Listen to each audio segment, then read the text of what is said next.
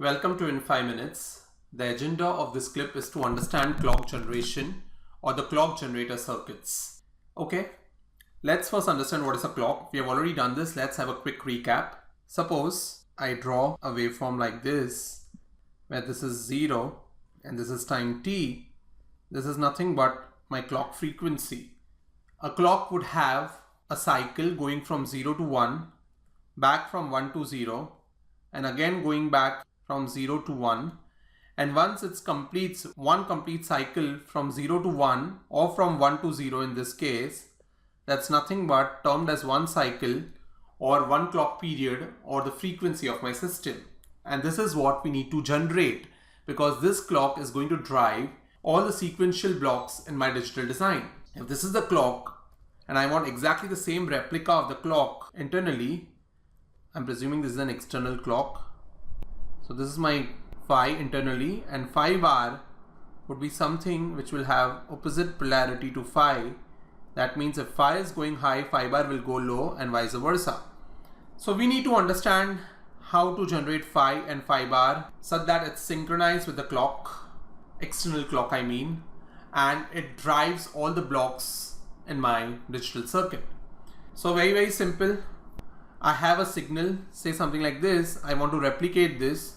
I can connect a chain of inverters, correct? And when I have even number of inverters, that means the same signal will come out at the output. That becomes my phi. And if I have odd number of inverters, it will become phi bar. That's exactly what I've drawn here. So this is my clock. It passes through a chain of 4 inverters. You can have as many as inverters you want, but there are some limitations because area would increase, and we'll quickly understand adding more number of inverters what can happen. But currently let's presume you have added 4. You could have easily added 2 as well, and here you have added odd number 1 plus 2, 3. So here I get my phi bar and here I get my phi. Now here I have shown C1 and C2. This external capacitance or output capacitance of my current inverters, interconnect lines. We know that interconnects or the wires itself have their capacitance. So this C1 or C2, which are nothing but load capacitance, has interconnect capacitance, plus it can be driving another stage or another block. So it could have its input capacitance, which is nothing but next stage gate capacitance, the interconnect capacitance, and the output capacitance of the current stage. So this is C1 and C2, and it's nothing but a simple chain of inverter circuit which produces my phi and phi bar. Now if you're smart enough, you'll ask me, technically you want phi and phi bar when phi is high, phi bar to be low. But here there are 4 inverters and here there are 3 inverters. That means there will be some delay, correct? If I assume delay of each inverter is 2, then phi will come after 8 nanoseconds and phi bar is present after 6 nanoseconds. That means the way I want it, it won't come exactly the same way. That's correct. And that's where I've drawn the same circuit here again, and I've shown that we want the same delay to be achieved in this path and the same delay to be achieved in this path also, which means that either phi and phi bar both comes at 6 nanoseconds or both come at 8 nanoseconds. Basically, I want both of them to come at the same time. So that this difference, right? This difference between phi and phi bar at 2 different points, we just saw that it's nothing but clock skew. So we want to minimize this skew. We saw clock skew in the previous clip, correct? Where there was a difference in the clock received at 2 different points. In this case, the 2 different points are receiving phi and phi bar. But we want, when one block is receiving phi, the other block has to receive phi bar. Means one block is receiving logic 1, the other block has to receive a logic 0. But because of the delay or skew, this is not happening. So technically what we want is, we want the delay of path 1 and delay of path to be exactly equal to same. And this can be easily achieved by a concept called as logical effort, in which we size the transistors or the inverters in such a way, and we decide how many number of inverters we need to add, and we also decide the sizing of each of them. When we decide the sizing and the number of inverters to be added in that particular row, we can achieve exactly the same amount of delay in both the paths.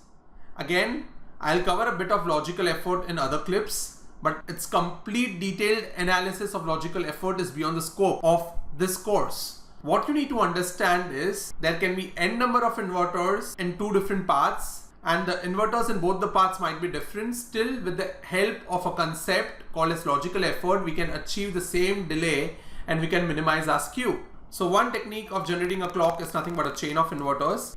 The other technique of generating a clock is nothing but with the concept of ring oscillator.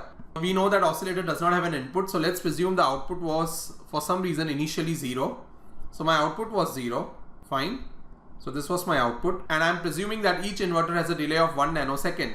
So after 1 nanosecond I get a 1, after another 1 nanosecond I get a 0, after another 1 nanosecond I get a 1, after another 1 nanosecond I get a 0, after another 1 nanosecond I get a 1. So after 5 nanoseconds I got my 0 changed to 1. 0 to 1 after 5 nanoseconds. Still the cycle is not over, right? Because I've just reached from 0 to 1.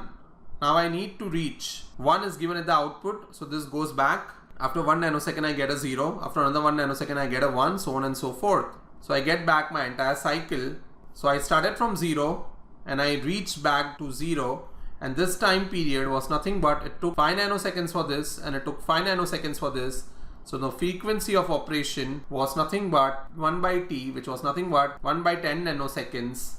And in simple words, what I have to explain here is you don't need to understand the mathematics here. What you need to understand is when you connect odd number of inverters in series with an output and no input given, or ring oscillators are nothing but connecting odd number of inverters in series, you can generate the frequency you want, or you can generate the clock frequency depending on the delay of each of your inverters. So this is one of the other techniques of generating a clock, ring oscillators. Another technique also of generating a clock is nothing but latch based circuit.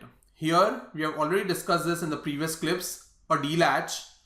Here I have called my input D as nothing but clock, and you see it's nothing but a latch. It's an OR based latch, and we already know the working of latch. So suppose this is my clock and we know that's a D-latch. We know that whatever is D, in this case it's called clock, correct?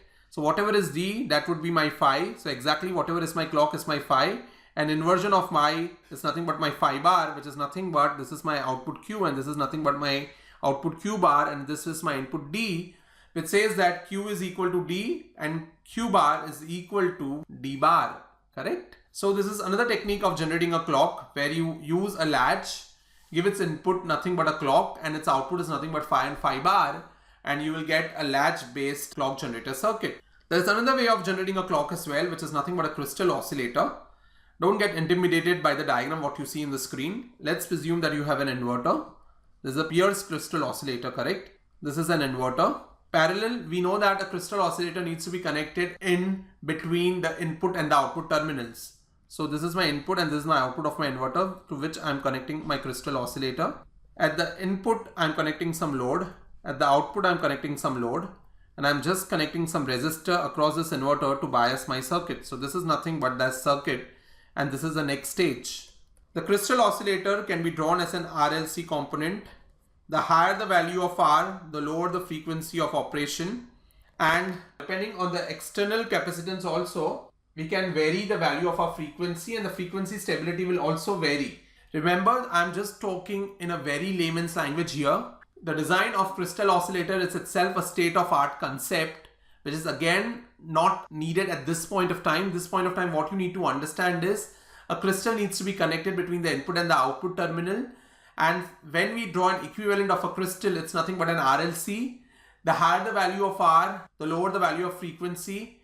Crystal oscillator gives us technically two frequencies, and these are nothing but the resonant frequencies, and it gives us higher frequency stability. In short, once we get a frequency, we know that we can generate a clock. That is what we are looking at in this particular clip from crystal oscillator. So in summary, we saw 4 different methods of how to generate the clock. We saw crystal oscillator, we saw ring oscillator, we saw latch based circuits, and we saw chain of inverters. In the next clip, we are going to study that the clock which is generated needs to be stabilized, and what are the different clock stabilization techniques. Hope you have followed. Stay tuned for further clips, and thank you very much.